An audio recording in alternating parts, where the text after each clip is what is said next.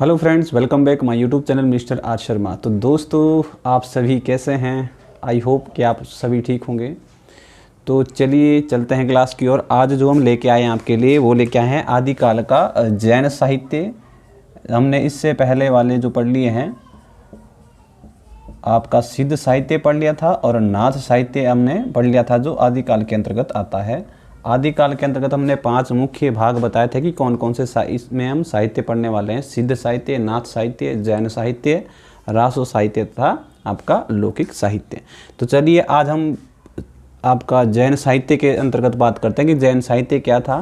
कि जो आपका जैन धर्म था, उसने अपने धर्म प्रचार के लिए क्या है, कुछ रचनाएं लिखी है, और उन रचनाओं को ही हम क्या है, जैन साहित्य के अंतर्गत रखते हैं, जो आपका जैन धर्म था।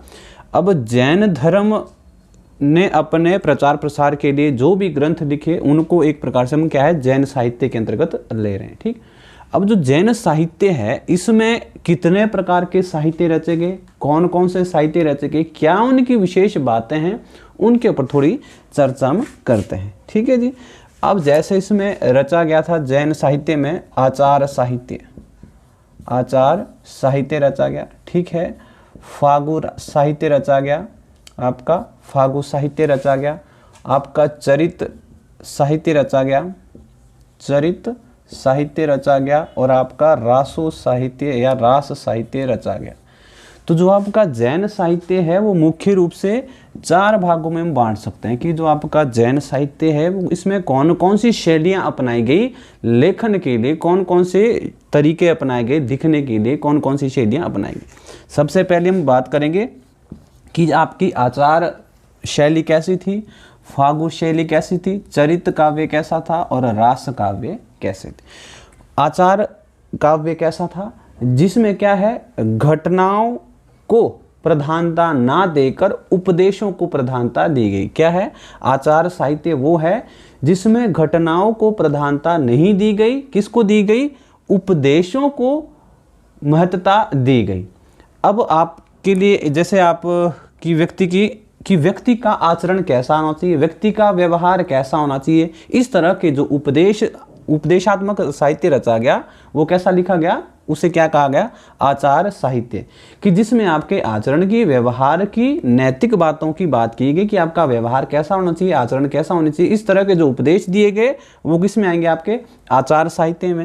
फिर आपका फागु साहित्य है, जो आपका फाल्गुन माह भी आता है शक संवत के अंतर्गत, उसकी हम बात करें अगर हम, तो फागु साहित्य क्या था। फागु साहित्य क्या होता है कि एक प्रकार का ये गेय पद होता है, गेय पद जो गाए जाने वाले पद हैं। और कब गाए जाते हैं, वसंत ऋतु में क्या है, इनका गायन किया जाता है। वसंत ऋतु की जो उस समय की प्राकृतिक सौंदर्य का जो वर्णन किया जाता है, वो किसके अंतर्गत आता है, फागु काव्य के अंतर्गत आता है, फागु साहित्य के अंतर्गत आता है। अगला है चरित काव्य। ठीक है, ये इसकी प्रमुख विशेषता रही है। चरित काव्य क्या होता है, चरित काव्य होता है जब हम किसी महान पुरुष की, महान व्यक्तित्व की, उसके चरित्र का बखान करते हैं, वो आपका चरित काव्य के अंतर्गत आएगा। फिर आपका रास साहित्य आता है। रास साहित्य अगर हम बात करें तो संस्कृत भाषा से लिया गया है ये। ठीक है, आगे हम जब रासो साहित्य पढ़ेंगे, उसमें और ज़्यादा से इसकी चर्चा करेंगे कि रास शब्द की उत्पत्ति कहाँ से हुई, किसने कहाँ से मानी है, कौन से विद्वान ने किस शब्द से इसकी उत्पत्ति मानी है। अभी थोड़ी चर्चा कर लेते हैं। वैसे ही कि रास साहित्य इसके अंतर्गत कौन सा कहलाया, रास एक प्रकार से क्रीड़ा से संबंधित है, आपका नृत्य से संबंधित है। ठीक है, क्रीड़ा से संबंधित है, नृत्य से संबंधित है। अब आपने सुना होगा कि आपका रासलीला कृष्ण द्वारा रचाई गई रासलीला है। तो अर्थात एक प्रकार से अगर हम कहें कि रास का अर्थ संस्कृत में क्या था, तो क्रीड़ा से संबंधित था, नृत्य से संबंधित था, वहीं से लिया गया एक शब्द है। और जो रास है, किस प्रकार के इसमें साहित्य रचे गए, इसमें क्या है, आपके प्रमुख रूप से धार्मिक साहित्य रचे गए या फिर आपके श्रृंगारिक साहित्य रचे गए। ठीक है जी। अगर हम बात करें आदिकाल का जो दूसरा रासो साहित्य आता है, वो अलग है। रासो साहित्य में मुख्य रूप से आपके वीर प्रधान साहित्य रचा गया। उसमें कुछ एक रचनाएं ऐसी है जो आपकी श्रृंगारिक रचनाएं होगी, अधिकतर रचनाएं कैसी है, वीर परक रचनाएं हैं, जो रासो साहित्य के अंतर्गत हम पढ़ेंगे। तो रासो साहित्य और रास साहित्य में प्रमुख रूप से यही अंतर है। जो हिंदी का साहित्य और जैन आचार्यों का रास साहित्य परंपरा है, उसमें मुख्य अंतर यही है कि जो जैन आचार्य द्वारा लिखा गया वो धार्मिक प्रधान था, और जो आपका रासो साहित्य आदिकाल हिंदी कवियों द्वारा लिखा गया वो इसमें क्या है, वीर रस की प्रधानता उसमें रही है। तो मुख्य रूप से जो आपका जैन साहित्य है वो 4 प्रमुख भागों में हम इसमें बता दिया कि कौन कौन से इसके प्रमुख भाग हैं और किस किस प्रकार का इसमें साहित्य आपका रचा जा रहा है। तो अब सबसे पहले हम बात करते हैं कि जो ये जैन आचार्य थे कौन कौन से थे, किस भाषा का इन्होंने प्रयोग किया और कब से इनका प्रयोग माना जाता है। ठीक है, चलिए अगर हम इनकी भाषा की बात करें तो आपके जो जैन आचार्य थे इनकी प्रमुख भाषा कौन सी रही है, अपभ्रंश इनकी प्रमुख भाषा रही है। लेकिन संस्कृत भाषा में भी इन्होंने रचनाएं की है और साथ में प्राकृत भाषा में भी क्या है, इन्होंने रचनाएं की हुई है।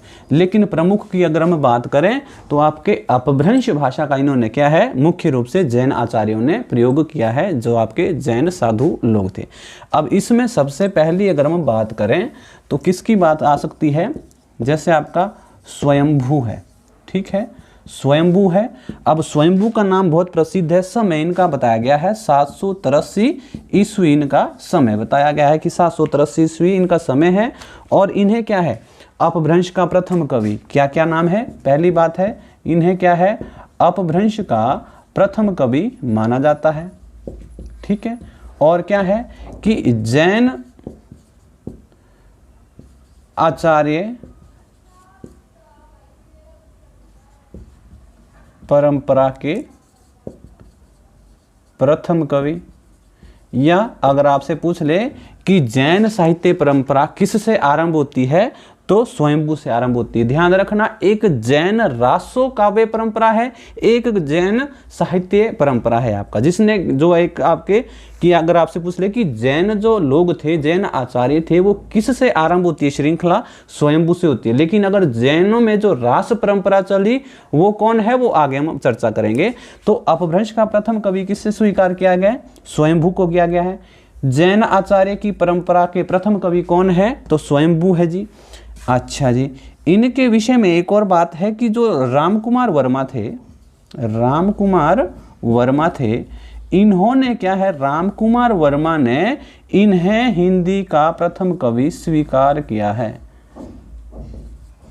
ठीक है, किसने, रामकुमार वर्मा ने स्वयंभू को हिंदी कवि माना है कि प्रथम कवि हैं हिंदी कवि, कौन, स्वयंभू। किसने माना है, रामकुमार वर्मा ने इनको माना है। स्वयंभू की रचना अगर सबसे प्रसिद्ध है तो कौन सी है, पौमचर्यू। ठीक है, पौमचर्यू इनकी सबसे प्रसिद्ध रचना है। और पौमचर्यू को क्या कहा जाता है, अपभ्रंश की रामायण भी से कहा जाता है। क्या कहा जाता है, अपभ्रंश की रामायण भी से कहा जाता है, अपभ्रंश की रामायण। ठीक है जी, अपभ्रंश की रामायण किसे कहा जाता है, पौमचर्यू को। अर्थात जो जैसी रचना क्या है कालिदास ने की थी, वैसी रचना क्या है, पौमचर्यू नामक रचना भी की है। किसने की है, स्वयंभू द्वारा लिखी गई है। मतलब जैसी संस्कृत भाषा में रामायण लिखी गई वैसी अपभ्रंश भाषा में भी रामायण लिखी गई। किसने लिखी, स्वयंभू ने। कौन सी रचना लिखी, पौमचर्यू लिखी है। लेकिन इन दोनों रचनाओं में काफ़ी अंतर है, काफ़ी घटनाओं का अंतर है, ये ज़्यादा वर्ड हो जाएगा आपके लिए। ठीक है, चलिए उसके बाद हम बात करते हैं कि जो पौमचर्यू है इसमें कुल कितनी संधियाँ थी। ठीक है, तो 90 संधियों का ये ग्रंथ है, 90 संधियों का ये ग्रंथ है, जिसमें से अगर हम बात करें स्वयंभू द्वारा कितनी रची गई, 83 संधियों की रचना किसने की है, स्वयंभू द्वारा की गई है। और जो शेष 7 संधियां हैं वो किसके द्वारा लिखी गई है, तो इनका पुत्र था त्रिभुवन, जिसने ये शेष 7 संधियां लिखी है। क्वेश्चन आता है कि स्वयंभू द्वारा ऐसी कौन सी रचना है जो अधूरी रह गई थी, वो कौन सी है, पौमचर्यू। ये एक अधूरी रचना है जो इनके पुत्र त्रिभुवन द्वारा पूरी की गई थी। कुल कितने इसमें अब संधियां हैं, 90 संधियां हैं।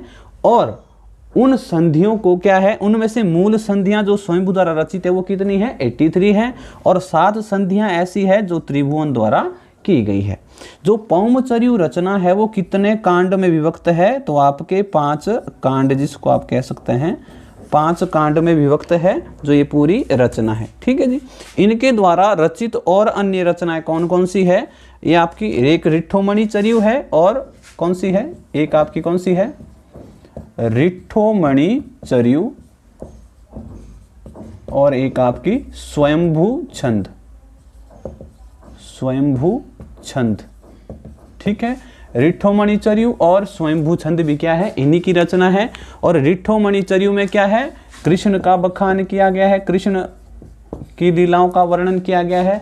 तो अपभ्रंश में राम की परंपरा का निर्वहन करने वाले प्रथम व्यक्ति आपके स्वयंभू होंगे और अपभ्रंश में कृष्ण की परंपरा का निर्वहन करने वाले प्रथम व्यक्ति भी कौन है? आपके स्वयंभू है।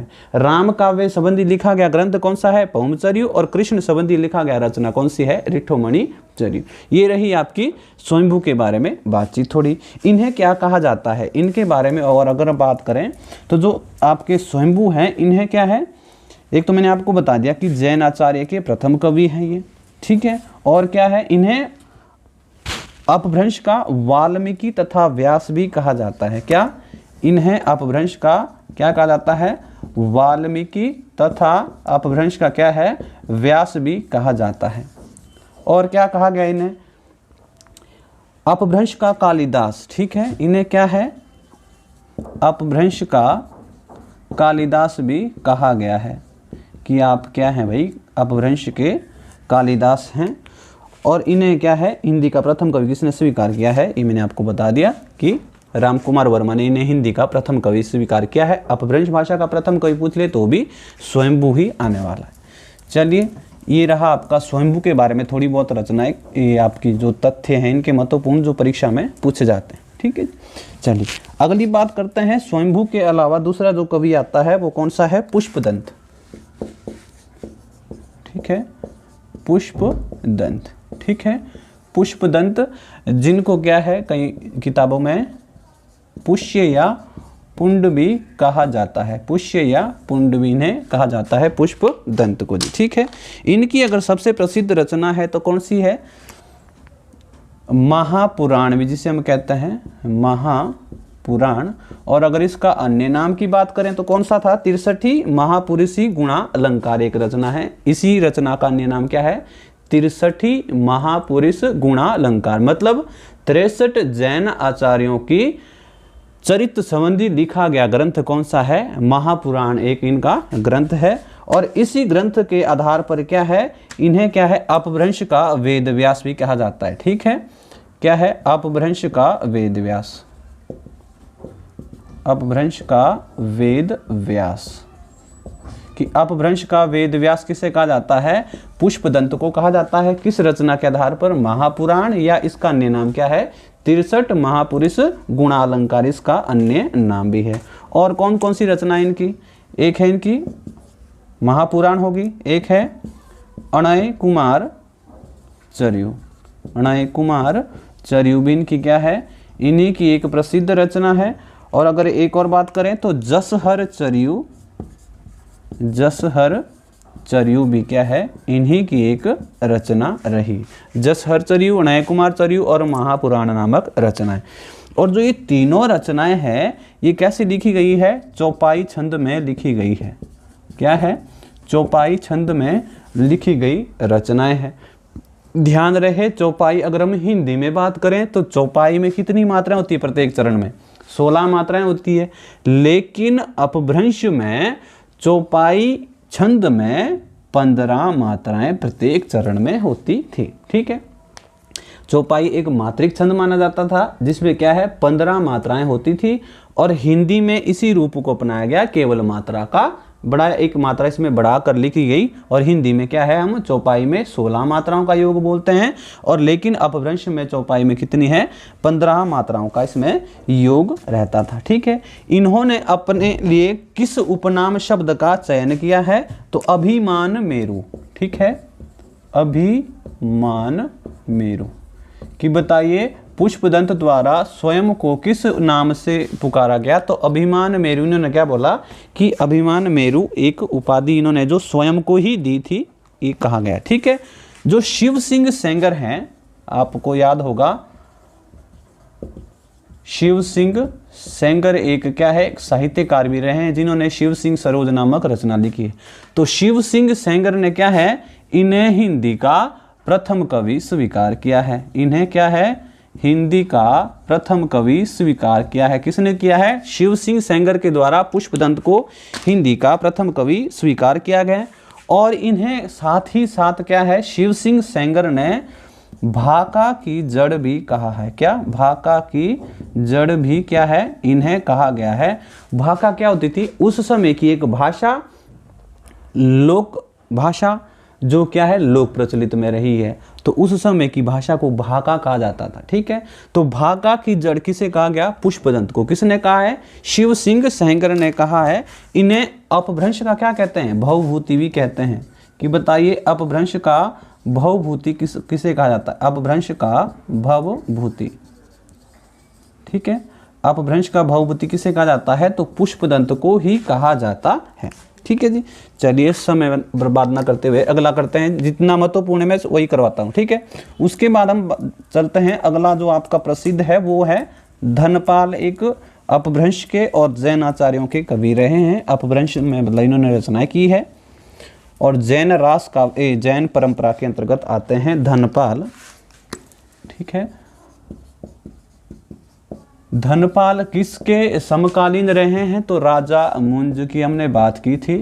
ठीक है, राजा मुंज के ये समकालीन रहे हैं। और राजा मुंज ने क्या है, इन्हें एक उपाधि भी दी थी।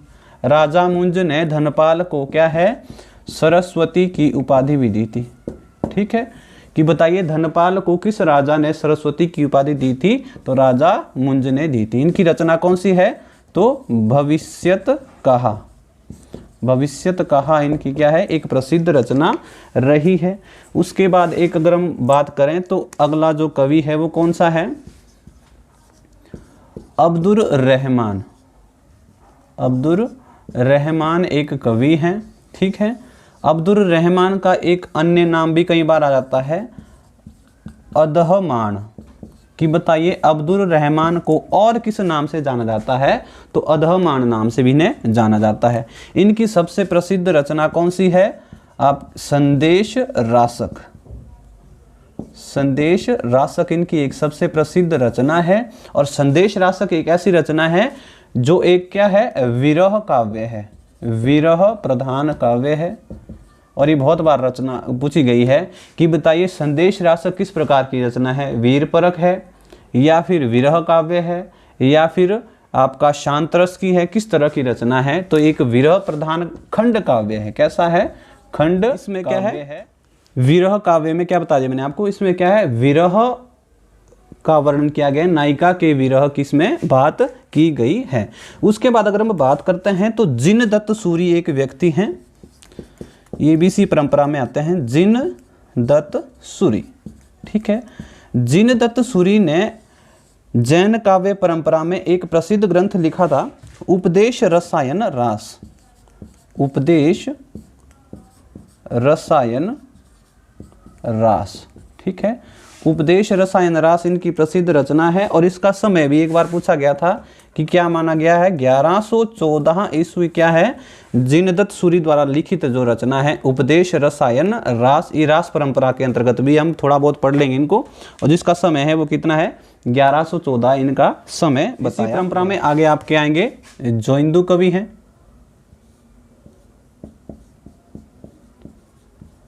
जोइंदू कवि जो हैं, इनसे क्वेश्चन क्या बनता है, पहला क्वेश्चन बनता है कि अपभ्रंश में दोहा परंपरा, जो दोहा छंद है उसको लिखने की शुरुआत किससे मानी जाती है, जोइंदू द्वारा मानी जाती है।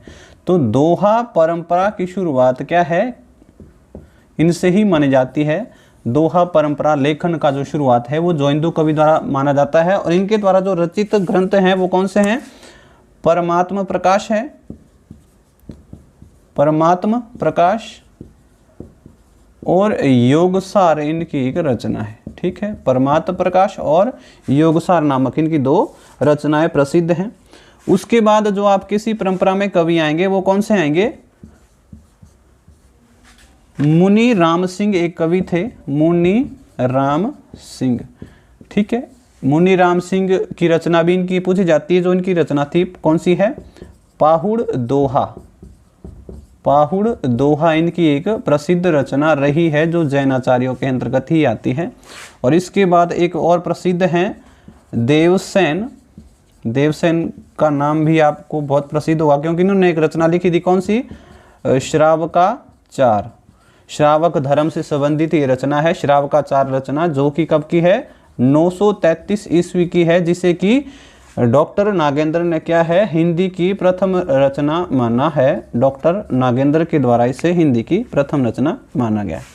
उसके बाद अगर हम बात करें तो शलिभद्र सूरी हैं, ठीक है, शलिभद्र सूरी। शलिभद्र सूरी द्वारा रचित जो ग्रंथ है वो कौन सा है? भरतेश्वरी बाहुबली रास। भरतेश्वरी बाहुबली रास,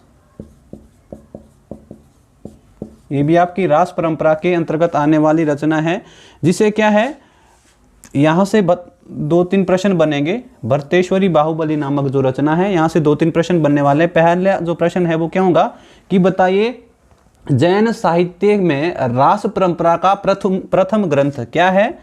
जैन साहित्य में रास परंपरा का प्रथम ग्रंथ कौन सा है? तो भरतेश्वरी बाहुबली रास है। जैन साहित्य में रास परंपरा का प्रथम ग्रंथ। जैन साहित्य वाले प्रथम आचार्य कौन थे? स्वयंभू हैं। और जैन साहित्य जो रास परंपरा है, इसका जो प्रथम ग्रंथ है कौन सा है? भरतेश्वरी बाहुबली रास है। किसके द्वारा लिखा गया है? शलिभद्र सूरी के द्वारा लिखा गया है। कब लिखा गया है? 1184 ईस्वी में ये ग्रंथ लिखा गया है। इसमें क्या है महत्वपूर्ण? इसे डॉक्टर गणपति चंद्रगुप्त ने क्या है? डॉक्टर गणपति चंद्रगुप्त ने क्या है? इसे हिंदी का प्रथम कवि भी माना है और इस रचना को हिंदी की पहली रचना माना। ये हमने बात की थी कि हिंदी की प्रथम रचना कौन सी किसने मानी है? तो डॉक्टर गणपति चंद्रगुप्त ने हिंदी की प्रथम रचना भरतेश्वरी बाहुबली रास को माना है। और किसकी रचना है ये? शलिभद्र सूरी की। तो इन्होंने प्रथम हिंदी कवि शलिभद्र सूरी को स्वीकार किया है और हिंदी की प्रथम रचना भरतेश्वरी बाहुबली रास, ये रचना इनकी मानी गई है। कितने छंदों में लिखी गई है? तो 205 छंदों में लिखी गई ये वाली रचना है कि 205 छंदों में लिखित रचना है। उसके बाद एक व्यक्ति और हैं, हेमचंद्र, ठीक है। अगर हम हेमचंद्र की बात करें तो इन्होंने क्या है, आपके प्राकृत भाषा का अत्यधिक प्रयोग किया है, लेकिन अपभ्रंश का भी प्रयोग किया है। कौन सी बात कर रहे हैं हम, ठीक है, हेमचंद्र। इन्होंने कौन सी रचना लिखी थी? इन्होंने जो व्याकरण ग्रंथ लिखा था प्राकृत भाषा का, शब्दानुशासन। शब्दानुशासन इनका एक ग्रंथ है जो कि प्राकृत भाषा में लिखा गया सबसे पहला और प्रसिद्ध व्याकरण है, जिसलिए इन्हें क्या कहते हैं? प्राकृत का पाणिनि भी कहा जाता है, ठीक है। प्राकृत का पाणिनि किसे कहा जाता है? हेमचंद्र को कहा जाता है। किस रचना के आधार पर? शब्दानुशासन जो इनकी एक रचना है, इस रचना के आधार पर इन्हें हिंदी का प्रथम कवि कहा गया है। इनका वास्तविक नाम क्या था? चंगदेव इनका वास्तविक नाम रहा है। हेमचंद्र की बात हम कर रहे हैं, ठीक है। जो इनका शब्दानुशासन है, इसमें क्या है, आपके प्राकृत, अपभ्रंश और आपके संस्कृत भाषा के शब्दों का इसमें प्रयोग किया गया है। और अगर हम करें किस भाषा का ग्रंथ है ये, किस भाषा का व्याकरण है, तो प्राकृत भाषा में लिखा गया इनका ये व्याकरण ग्रंथ है, ठीक है। सोमप्रभु सूरी एक व्यक्ति हैं। सोमप्रभु सूरी क्या है? एक प्रसिद्ध आचार्य हुए हैं। जैन रास, ये जैन साहित्य परंपरा के अंतर्गत ये रचना है। और कुमारपाल प्रतिबोध, कुमारपाल प्रतिबोध क्या है? इनकी यह रचना है जो कि आपकी जैन साहित्य परंपरा के अंतर्गत आती है। उसके बाद एक और था विजय सेन सूरी, यहाँ लिख रहा हूँ मैं, अब बार बार कौन मिटाए, विजय सेन सूरी, ठीक है। एक तो वीडियो लंबी बन गई है, मैंने सोचा कि आपका जो जैन साहित्य परंपरा है इसको समाप्ति किया जाए। विजय सेन सूरी द्वारा लिखा गया इस परंपरा का प्रमुख ग्रंथ है रेवंत गिरी रास, ठीक है। रेवंत गिरिरास क्या है, इस परंपरा में लिखा गया, जैन साहित्य परंपरा में लिखा गया ये ग्रंथ है। ठीक है, तो ये रहा आपका जैन साहित्य परंपरा में आने वाले प्रमुख कवि कौन कौन से उन्होंने आपके काव्य लिखे हैं, किसे किस नाम से जाना जाता है, कौन सी उपाधि किसने दी है, किसे दी है, और इनका जो समय है वो क्या रहा है। ठीक है, यदि आपको वीडियो अच्छी लगती है तो लाइक शेयर जरूर करें, और यदि आपको कोई भी डाउट है तो कमेंट करके आप ज़रूर बताएं। मिलते हैं जल्द ही अगली वीडियो में, तब तक